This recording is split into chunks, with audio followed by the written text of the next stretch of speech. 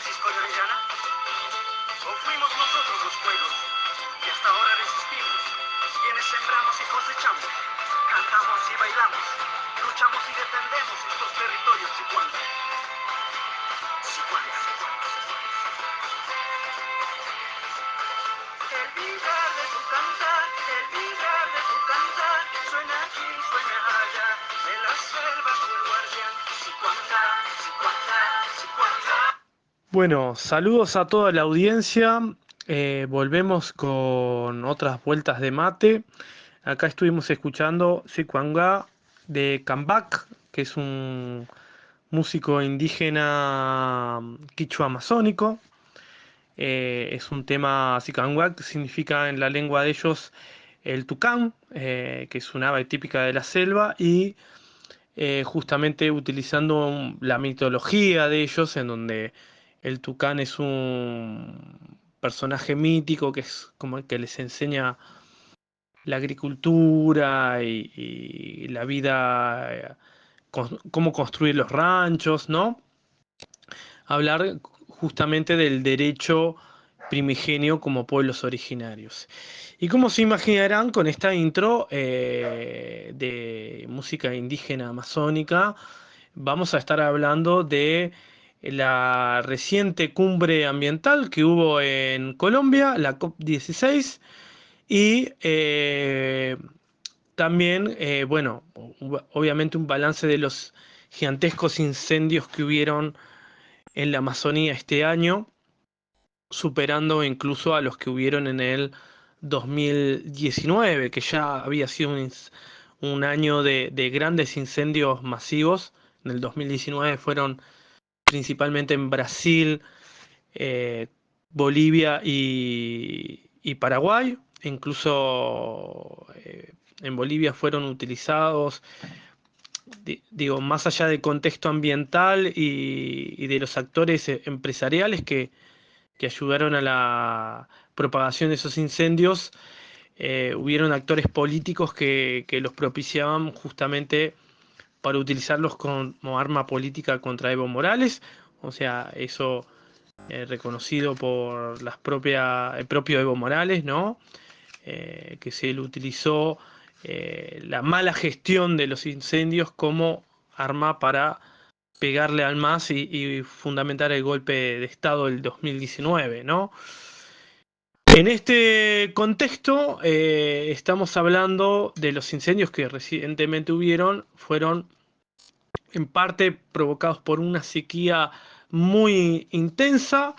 Eh, Recordemos, los años anteriores las sequías estuvieron fundamentalmente en el cono sur de Sudamérica, que fue lo que nos afectó a nosotros, ¿no? Generando la crisis hídrica.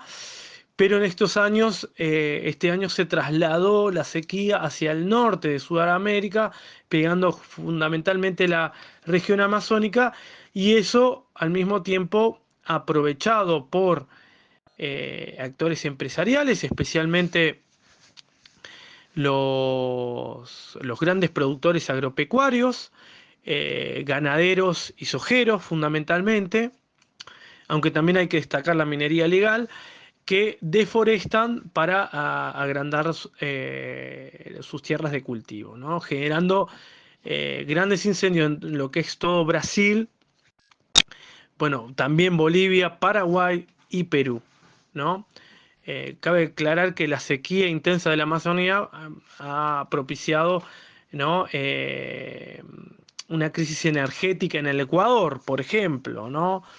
Que de eso se ha basado el gobierno de Noboa para generar los apagones, aunque ahí también hay un problema de mala gestión, ¿no? Un poco lo mismo lo que pasó acá en Uruguay con la crisis del agua, una combinación entre crisis ambiental y mala gestión de gobierno, ¿no?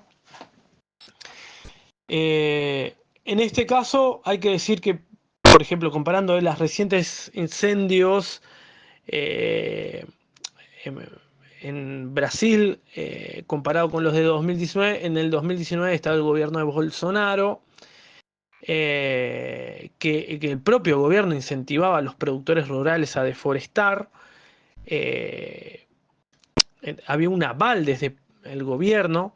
En esta ocasión, el gobierno de Lula ha tratado de revertir todo lo hecho por Bolsonaro. En primer lugar, no incentiva a los productores rurales a quemar la selva para agrandar sus tierras agropecuarias, sino que trata de combatir esta práctica de los productores rurales para que tengan, les recomiendo un documental que habla sobre esta práctica que se llama El Territorio, un documental que ganó el premio de National Geographic, ¿no? Que es justamente sobre una comunidad indígena y que justamente lo único que evita que una porción de la selva sea totalmente deforestada es justamente la demarcación de esa tierra indígena y también, bueno, su lucha contra las invasiones de los productores rurales, desde grandes productores rurales hasta incluso pequeños productores eh, blancos, pobres, incentivados por los grandes productores que los utilizan de punta de lanza para invadir las tierras indígenas, ¿no?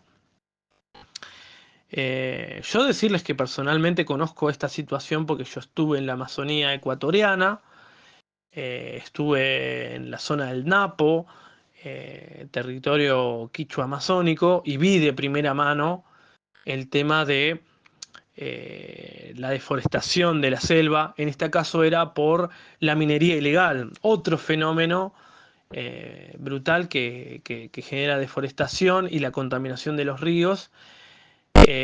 Además, en el caso de la minería ilegal, estamos hablando que también hay vínculos con la mafia, ¿no? Y eso también está relacionado con el crecimiento de la violencia, de la mafia y del narcotráfico en todo lo que es Ecuador, Perú, Colombia, Brasil, ¿no? Bueno, ahora Ecuador es brutal, ¿no? La violencia y también muy relacionada con el tema de la mafia. Y decir que, bueno, esta destrucción, esta minería, este aumento de la minería en el Ecuador está muy relacionado con la disputa comercial entre Estados Unidos y China y la demanda creciente por esa disputa comercial, tanto de los norteamericanos como de los chinos, de esos recursos mineros, y que tanto a los norteamericanos como a los chinos no les importa para nada la demanda de esos recursos y aunque tengan que destruir la selva, ni tienen ningún problema en negociar con cárteles, ¿no? Y con grupos delictivos, ¿no? En ese sentido, para el territorio amazónico, tanto Estados Unidos como China son una amenaza. Yendo concretamente a la COP16, esta fue liderada por Petro, Gustavo Petro. Fue una apuesta muy fuerte del gobierno de Petro. Es más, él hizo una gran cumbre con pueblos indígenas, afrodescendientes y campesinos, ¿no? Incentivó la participación de organizaciones indígenas y campesinas de cara a esta cumbre ambiental de las Naciones Unidas. Un reclamo que sí hubo es que, claro, el lugar donde estaban reunidas las organizaciones indígenas estaba separado del lugar donde realmente se toman las decisiones, que es donde se reúnen los estados. Si bien habían algunos gobiernos que hacían como intermediarios entre las organizaciones indígenas, afros y campesinas, con el resto del sistema de estados, como justamente el caso del gobierno de Colombia, un poco también el de Brasil, aunque en menor medida. Bueno, el tema es que el problema de que sigue estando condicionada la participación de las organizaciones indígenas y campesinas por parte de los estados, ¿no? El problema de que es un sistema pensado solamente desde el ámbito estatal. Sin embargo, salieron algunas importantes resoluciones, como por ejemplo que en el Convenio de Diversidad Biológica, el artículo 8J, que habla sobre los saberes sobre biodiversidad, los saberes indígenas sobre biodiversidad y la coparticipación de beneficios, ¿no? Bueno, se estableció que se cree un fondo internacional eh, financiado por las Naciones Unidas para justamente reconocer estos saberes y que haya realmente una garantía de que son reconocidos y son beneficiados los pueblos indígenas en caso de brindar sus saberes sobre la biodiversidad, ¿no? Que muchas veces está el artículo 8J, pero no había medidas concretas sobre los beneficios, ¿no? En ese sentido hay un gran debe de los estados que ratifican este convenio, pero muy pocos llevan a la práctica este reconocimiento de los saberes indígenas. Uno de ellos es el estado uruguayo, que tiene ratificado el convenio de diversidad biológica, pero no tiene ninguna medida de implementación del artículo 8J de este convenio. Al mismo tiempo, por ejemplo, una evidencia de la poca seriedad que le dan los estados es que nada más 35 de los cerca de 190 países de las Naciones Unidas presentaron su Plan Nacional de Biodiversidad en la COP16. En el caso bueno, de América Latina tenemos que destacar a Colombia, a Surinam, a México y a Cuba, que fueron países que detallaron bien y presentaron bien sus planes nacionales de biodiversidad. El resto de los países latinoamericanos realmente brilla por su excelencia, o sea, incluyendo nuestro país, o sea, nuestro país no presentó nada sobre cuál es la estrategia nacional de biodiversidad, de conservación de la biodiversidad. Y si bien salieron cosas importantes, ¿no?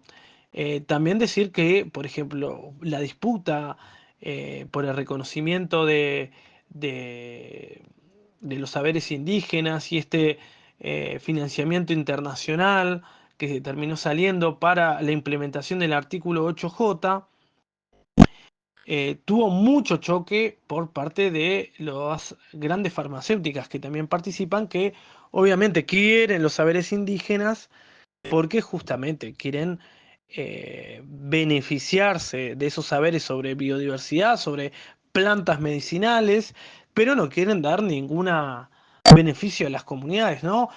Siendo una nueva forma de extractivismo, una nueva forma de despojo a los pueblos indígenas, solo que en este caso no es tanto un despojo de tierras, aunque claramente hay despojo de tierras, sino de el saber sobre plantas, eh, animales y material genético, ¿no? Que en el mundo tecnológico de hoy en día es muy codiciado, ¿no? Donde la biotecnología eh, cada vez tiene más peso, es una de las industrias de más peso, la biotecnología, y que, bueno, claramente los países latinoamericanos no estamos sabiendo cómo preservar nuestros recursos genéticos y estamos a la merced de las grandes corporaciones de biotecnología. Y si los países, en términos generales, no están protegiendo, bueno, le queda solamente a las organizaciones indígenas defender sus saberes y defender sus territorios, ¿no? Pero bueno, terminó saliendo esta cuestión del financiamiento para pueblos indígenas y protección ambiental, lo cual significa que es digo pensando en el Uruguay, ¿no? Que hay un contexto internacional, más allá de las amenazas que deparan las grandes corporaciones, hay un contexto internacional que avala, ¿no? La protección ambiental y la protección ambiental vinculada a pueblos indígenas, lo cual se podría implementar en el Uruguay. Tenemos organizaciones indígenas, hay saberes vinculados a monte nativo, y realmente necesitamos políticas más efectivas vinculadas a la protección ambiental. Eh, bueno, están estos financiamientos, Veremos cómo se implementan en el Uruguay en los próximos años. Eh, pero bueno, por lo pronto estamos en una situación en donde se dice que la Amazonía está cerca de un momento de no retorno debido a su degradación ambiental por los incendios y la forestación, principalmente para satisfacer a los grandes mercados como Estados Unidos y China. Pero por otro lado, las Naciones Unidas está queriendo, y gobiernos regionales como el de Colombia, están queriendo como apostar todo a esta protección ambiental. Veremos qué es lo que termina pesando más, si el interés de las corporaciones o el interés de los productores rurales para venderle a los chinos, a los europeos o a los yanquis, o eh, la fuerza de los pueblos indígenas y la ciencia, ¿no? Porque esto también hay que decir, es la ciencia la que está alertando sobre los peligros del colapso ambiental. Bueno, saludos amigos, nos estamos viendo.